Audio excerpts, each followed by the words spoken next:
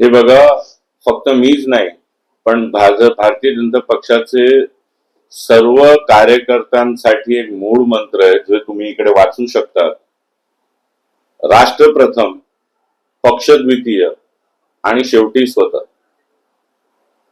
तर 2029 मध्ये पक्ष व एनडीए म्हणून जे निर्णय घेतील ते आम्हाला मान्यच आहे.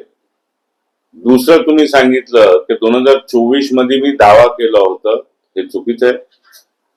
आमच्याकडे ती पद्धत नाहीये आणि वैयक्तिक माझा स्वभाव तर असा आहे की मी कधीही काही मागत नाही आणि पक्षाने ती संधी मला दिली होती आणि म्हणून मी लोकसभा लढलो होतो. आता या घटनेनंतर एका अर्थाने आम्ही यांचा स्वागतच करतोय आणि त्याचं कारण असं आहे की आमचे मित्रपक्ष शिवसेनेमध्ये त्यांनी पक्षप्रवेश घेतलेला आहे. शिवसेना हे एनडीएचा भाग आहे आणि एनडीएचे नेते हे या देशाचे विकास पुरुष, आपल्याला लाभलेले युग पुरुष माननीय पंतप्रधान श्री नरेंद्र मोदीजी आहेत आणि त्यांच्या नेतृत्वात गेल्या 12 वर्षात देशाने कशा विकास केलेला आहे हे पूर्ण जग बघतोय. आणि अशा एनडीए मध्ये राष्ट्र निर्मितीच्या कामात जे कोणी येणार त्यांचं मी स्वागतच करणार. परंतु ईशान्य मुंबई लोकसभा मतदारसंघ आहे, तर भाजपचा त्याच्यावर दावा असतो. याच्या आधी देखील भाजपचे खासदार या ईशान्य मुंबई लोकसभा मतदारसंघातून निवडून गेले आहेत.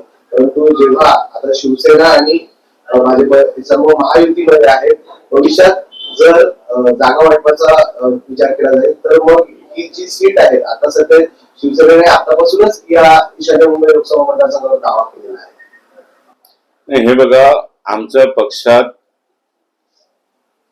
लोकसभे विधानसभेमध्ये कोणता पक्ष कोणती सीट लढणार हे आमचं नेतृत्व करत असतो आणि मला वाटतंय की आमचा नेतृत्व जे काही ठरवणार ते योग्यच ठरवणार.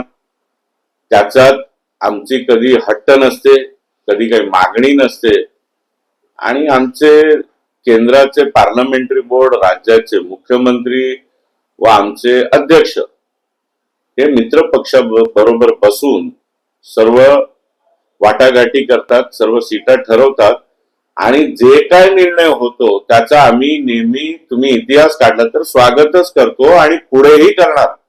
मीरजी, पण एकनाथ शिंदेंनी परस्पर तुमच्या भाजपशी चर्चा न करता अशा प्रकारे स्वतः दावा ठोकणं की आम्ही पुढच्या जे ईशान्य मुंबई किंवा अन्य जे खासदार आहेत सर्व ते त्याच ठिकाणाहून त्यांना उमेदवारी दिली जाईल, तर हा असा दावा तुमच्याशी चर्चा न करता परस्पर जाहीर करणं कितपत तुम्हाला योग्य वाटतं? हे बघा, ज्यावेळी तुम्ही मला म्हणतात तुमच्याशी चर्चा न करता, तर मी भारतीय जनता पक्षाचा एक छोटा कार्यकर्ता आहे म्हणजे भाजपशी आणि राज्याचे मुख्यमंत्री, आमचे महाराष्ट्राचे अध्यक्ष, पार्लमेंटरी बोर्ड, केंद्रीय नेतृत्व हे योग्य वेळी ते सर्व करणार आहे.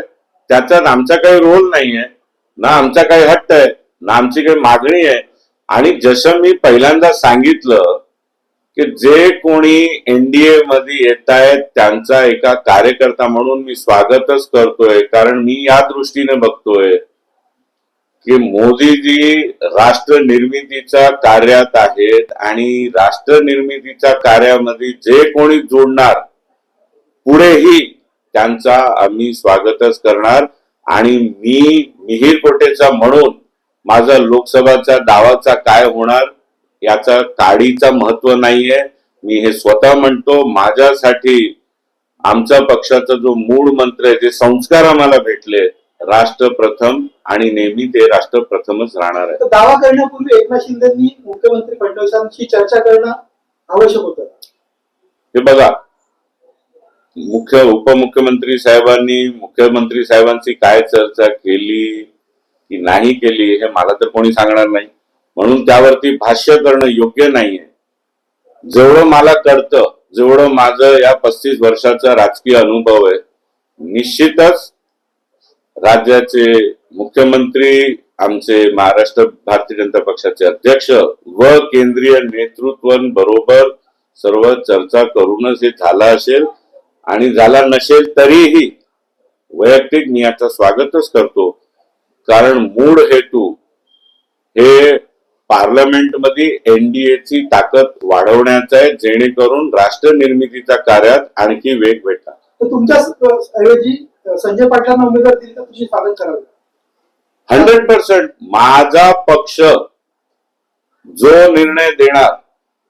तुमच्या माहितीसाठी 2014ला मी वडाला लढलो होतो. 2019 मध्ये स्थानिक आमदार जे माझ्या समोर जिंकून आले होते 800 मताने, श्री काळीदास कोळंबकर यांनी भाजपात पक्षप्रवेश केला होता. आणि तुम्ही ते फोटोज काढून बघा.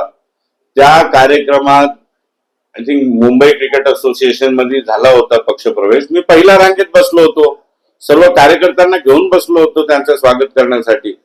तर आमच्यासाठी हे काहीही प्रॉब्लेम नाहीये, काही इश्यू नाहीये. जे काही पक्ष निर्णय घेणार आम्ही त्याचं स्वागत करतो, आणि ज्या प्रकारे पक्ष आदेश देतो तेच काम आम्ही करणार. उद्या पक्ष म्हणेल राज्यामध्ये आणि तुला पक्षाची ही जबाबदारी सांभाळायची आहे, दुसऱ्या राज्यामध्ये जाऊन मी 1 सेकंदात माझा इकडनं बोरिया बुसरा उचलून जिकडे पक्ष मला कार्यासाठी पाठवणार तिकडे न विचार करता जाणार.